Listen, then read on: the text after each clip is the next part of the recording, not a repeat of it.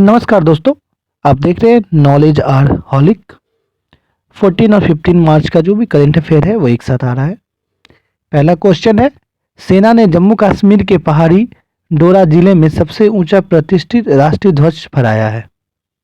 तो क्वेश्चन बन सकता है, हाल ही में सेना कहाँ राष्ट्रीय ध्वज फहराया है? तो डोरा जिले में। नेक्स्ट क्वेश्चन है, मध्य रेलवे ने पूरे ब्रॉड गेज नेटवर्क का 100% विद्युतीकरण हासिल कर लिया है। यानी कि जो रेलवे चलता है वो अब ट्रेन जो इलेक्ट्रिसिटी से चलेगा। चलिए अब नेक्स्ट क्वेश्चन है, पीएम मोदी ने 118 किलोमीटर लंबे बेंगलुरु और मैसूर एक्सप्रेस का उद्घाटन किया है। हाल ही में कर्नाटक में जाके पीएम मोदी जी ने 118 किलोमीटर लंबे बेंगलुरु मैसूर एक्सप्रेस को उद्घाटन किया है, जो बहुत जल्दी पहुंचा सकता है। अगला प्रश्न है, प्रधानमंत्री नरेंद्र मोदी ने कर्नाटक के हुबली में दुनिया के सबसे लंबे रेलवे प्लेटफॉर्म का उद्घाटन किया है। तो क्वेश्चन बन सकता है, दुनिया का सबसे लंबा रेलवे प्लेटफॉर्म कहाँ है? तो कर्नाटक के हुबली में है। अगला प्रश्न है, इसरो की रिपोर्ट के अनुसार उत्तराखंड का रुद्रप्रयाग टिहरी भूस्खलन सूचकांक में शीर्ष पर है। यानी टिहरी और रुद्रप्रयाग जो है वो शीर्ष पर है भूस्खलन पे, इसरो की रिपोर्ट के अनुसार। चलिए अब अगला प्रश्न है, जो बाइडेन ने 2 भारतीय अमेरिकी सीईओ को अमेरिकी सलाहकार समिति में नियुक्त किया है। तो अमेरिकी सलाहकार नियुक्त कौन किया है? जो बाइडेन ने। किसको? 2 भारतीय अमेरिकी को। हाल ही में चाइना के नए प्रधानमंत्री के रूप में ली कियांग ने संसद द्वारा चुने गए हैं। अब वो राष्ट्रपति शी जिनपिंग के बहुत करीबी हैं, सहयोगी है इसी के लिए। अब अगला प्रश्न है, भारत के ट्रैप निशानेबाज पृथ्वीराज टोंडाईमन ने कांस्य पदक जीता है। तो ट्रैप शूटर में पृथ्वीराज टोंडाईमन ने ब्रॉन्ज मेडल जीता है।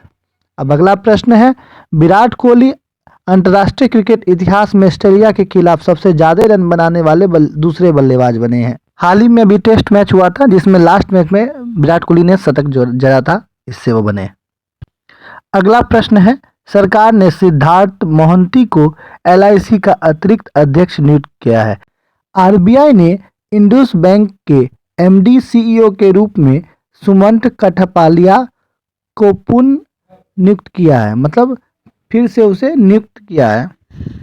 अगला प्रश्न है, टेक महिंद्रा ने इन्फोसिस के पूर्व अध्यक्ष मोहित जोशी को एमडी और सीईओ नियुक्त किया है। द एलिफेंट विस्पर को एकेडमिक अवार्ड यानी ऑस्कर अवार्ड मिला है बेस्ट डॉक्यूमेंट्री शॉर्ट फिल्म के लिए, द एलिफेंट विस्पर को। और नाटू नाटू के लिए आरआरआर को बेस्ट सॉन्ग ओरिजिनल के लिए ऑस्कर मिला है 2023। ये दोनों फर्स्ट भारतीय मूवी है, यानी पहली बार पूरे 100% भारतीय मूवी को आरआरआर और द एलिफेंट विस्पर के लिए ऑस्कर मिला है। अब नेक्स्ट क्वेश्चन है, हाल ही में आईआईटी रुड़की के शोधकर्ता ने नए जीवरोधी अणु को मतलब न्यू एंटीबैक्टीरियल मॉलिक्यूल्स का खोज किया है, IIT ROO 693। चलिए अब नेक्स्ट क्वेश्चन है, मध्य प्रदेश के राज्यपाल मूंग भाई पटेल ने भोपाल के तीसरे दिव्य कला मेले का उद्घाटन किया है। तो मध्य प्रदेश का गवर्नर कौन है?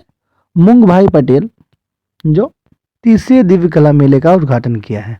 अब 15 मार्च का करंट अफेयर। 15 मार्च का पहला प्रश्न है, एशिया की पहली महिला railway loco pilot Surekha Yadav ने वंदे भारत एक्सप्रेस की संचालन किया। तो वंदे भारत एक्सप्रेस की पहली महिला संचालक कौन है? तो सुरेखा यादव। चलिए अब अगला प्रश्न है, उत्तराखंड में बनेगा देश का पहला इलेक्ट्रिक तीर्थ कॉरिडोर, ईवी के लिए होगी चार्ज व्यवस्था। यानी देश का पहला इलेक्ट्रिकल तीर्थ कॉरिडोर कहाँ बनेगा? तो उत्तराखंड में बनेगा। चलिए अब अगला प्रश्न है, वर्तमान में भारत दुनिया का सबसे बड़ा आर्म्स इंपोर्टर है विथ रसिया, फ्रांस और यूएस। यानी हमारा देश भारत रसिया, फ्रांस और यूएस से सबसे ज्यादा हथियार खरीदता है। अब अगला प्रश्न है, हाल ही में लोकसभा अध्यक्ष ओम बिरला बहरीन में अंतर संघीय 146वां सभा में भारतीय प्रतिनिधिमंडल का नेतृत्व करेंगे। अब अगला प्रश्न है, पीएम मोदी शेख हसीना 18 मार्च को भारत बांग्लादेश क्रॉस बॉर्डर तेल पाइपलाइन का वर्चुअल उद्घाटन करेंगे। हाल ही में आईडीएफसी म्यूचुअल फंड ने खुद को रिब्रांड किया, किसमें? तो बंधन म्यूचुअल फंड में। चलिए अब अगला प्रश्न है, हाल ही में महिला T20 विश्व कप विजेता ऑस्ट्रेलियाई टीम के ऑलराउंडर एशले गार्डिनर को फरवरी माह का प्लेयर ऑफ द मंथ घोषित किया गया है। चलिए अब अगला प्रश्न है, भारत ने लगाया दूसरे बार विश्व टेस्ट चैंपियनशिप के फाइनल में क्वालिफाई। दुनिया का मात्र एक ऐसा भारत टीम है जो लगातार 2 बार टेस्ट चैंपियनशिप के फाइनल में क्वालिफाई किया है और ऑस्ट्रेलिया का सामना कहाँ होगा? ओवल में। चलिए अब अगला प्रश्न है, मैरी कॉम और फरहान अख्तर महिंद्रा IBM महिला विश्व मुक्केबाजी चैंपियनशिप 2023 का ब्रांड एम्बेसडर बने हैं। चलिए अगला प्रश्न है, Bharat, America, Japan, France, Britain और ऑस्ट्रेलिया की नौसेनाओं के बीच बहुपक्षीय अभ्यास ला पेरोस का तीसरा संस्करण 13 मार्च से शुरू हुआ है। ये अभ्यास क्यों हो रहा है? चाइना को टैकल करने के लिए।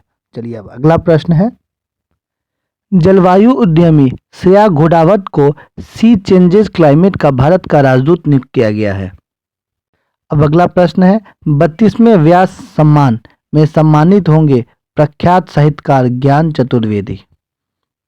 अब अगला प्रश्न है, इसरो ने 1 दशक पुराने सैटेलाइट मेगाट्रॉपिक्स 1 को सफलतापूर्वक कक्षा से निकालकर क्रैश किया है।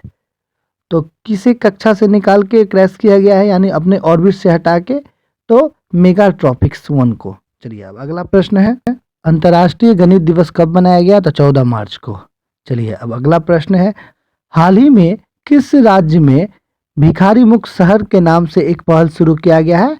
तो महाराष्ट्र के नागपुर में भिखारी मुक्त शहर नाम से एक नई पहल की शुरुआत की गई है। चलिए अब अगला प्रश्न है, उत्तराखंड ने हाल ही में रेशम उत्पादक के लिए बीमा किया है जिसका नाम रेशम कीट बीमा योजना शुरू किया गया है। यह पहला राज्य बना है। तो रेशम कीट बीमा किससे संबंधित है? तो रेशम उत्पादक से।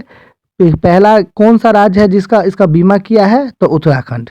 चलिए आपका करंट अफेयर कंप्लीट हुआ है। ऐसे ही वीडियो के लिए चैनल को लाइक, सब्सक्राइब, शेयर करें। थोड़ा लेट हो जाता है इसके लिए सॉरी। चलिए थैंक यू।